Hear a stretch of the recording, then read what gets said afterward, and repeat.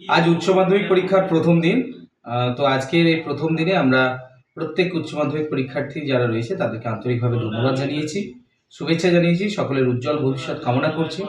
সেই সময় পরীক্ষার প্রত্যেকটি দিন আমরা প্রত্যেকটি ছাত্রছাত্রীর পাশে থাকব, প্রত্যেকটি সেন্টারে আমরা যাব। আজ থেকে আমরা শুরু করেছি, এখনও 3-4টে সেন্টার আছে, সেই সেন্টারগুলো আমরা আজকে যেতে পারিনি। তো আগামী দিন আমরা প্রত্যেকটি জায়গায় পৌঁছাবো। সেই সঙ্গে তাদের যাতে কোনো সমস্যা না হয় সেদিকটাও আমরা দেখছি। সকলে মিলে আমরা এই ছাত্রছাত্রীদের উজ্জ্বল ভবিষ্যৎ কামনা করছি।